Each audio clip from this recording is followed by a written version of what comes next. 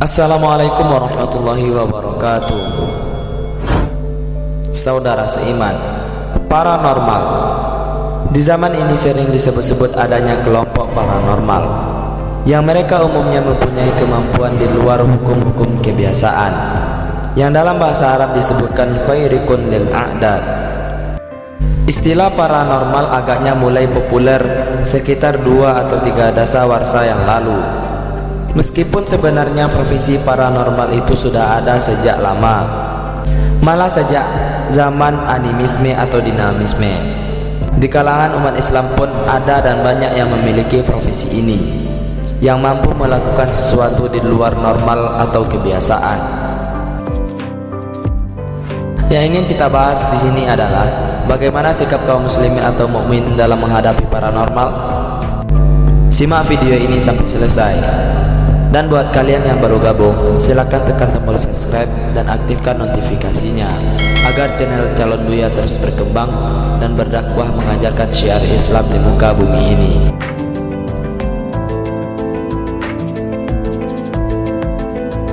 Rasulullah SAW menegaskan dalam suatu hadis sahih yang artinya, siapa yang datang kepada kahin atau paranormal, maka tidak diterima sholatnya 40 hari. Dan siapa yang percaya kepadanya berarti kufur. Hal ini tidak lain bertujuan hanyalah himbauan khusus kepada kaum muslimin agar jangan sampai tergelincir iman dan etikat kepada Allah Subhanahu wa taala. Rasulullah SAW juga bersabda, sesungguhnya segala macam jampi-jampi dan ramal-meramal adalah syirik. Sebagian besar ulama hadis menginterpretasikan hadis ini bahwa yang dimaksud adalah alal jahiliyah, kahin atau paranormal pada kalangan jahiliyah yang bukan muslim dan mukmin. Apabila seorang muslim datang ke paranormal, seorang muslim misalnya datang kepada seorang paranormal untuk suatu kepentingan pengobatan, lalu si paranormal memerintahkan kepada si pasien agar memejamkan mata sambil dijampi-jampi. Si pasien disuruh pula memusatkan pikiran atau perhatian kepada warna hitam sambil berdoa. Si paranormal itu berkata, di saat saudara memejamkan mata, terlihat hanya warna hitam. Pusatkan perhatian Anda kepada warna itu, karena hitam itu adalah Tuhan. Lalu kemudian si pasien disuruh memegang keris sambil meletakkan di jidat atau dahi antara dua mata. Si paranormal itu berkata, mintalah kepada Tuhan dengan perantara garis ini, otomatis Anda akan sembuh dengan sendirinya. Apabila si pasien muslim itu mengikuti petunjuk tersebut, disadari atau tidak, berarti si pasien muslim tersebut sudah melakukan perbuatan syirik, suatu dosa besar yang tidak mendapatkan ampunan Allah Subhanahu wa taala. Satu contoh lagi misalnya, si paranormal itu diketahui bertuhan kepada api. Pada waktu melakukan pengobatannya, dia menyalakan lilin dengan sikap menyembah. Dia berdoa. Tentu saja doa itu ditujukan kepada Tuhan api yang selalu dipujanya. Untuk kesembuhan si pasien muslim, secara tidak langsung si pasien muslim itu sudah lepas dari keyakinan muslimnya alias kufur.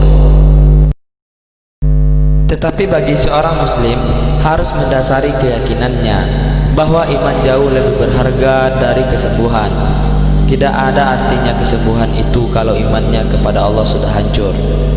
Kenikmatan sembuh di dunia hanya sementara waktu, sedangkan hukuman di akhirat dengan serba kepedihan dan kesakitan yang pasti akan dihadapi akibat kehancuran iman. Berbeda sekali halnya bila seorang muslim sebagai penderita datang kepada paranormal muslim. Bacaan-bacaan yang digunakan tentu dengan ayat-ayat Al-Quran atau Asmaul Husna. Berdoa tentu ditujukan kepada Allah Subhanahu wa taala yang Maha menyembuhkan. Petunjuk-petunjuk Rasulullah SAW tentang pengobatan, pemeliharaan diri, mengatasi kesulitan hidup dan lain-lain. Paranormal atau khairikun lil a'dad mencari hukum kebiasaan di luar kebiasaan, bisa saja diberikan oleh Allah Subhanahu wa taala dalam artian istiraj, yakni suatu pemberian Tuhan tanpa kasih sayangnya kepada mereka yang bukan muslim atau mukmin.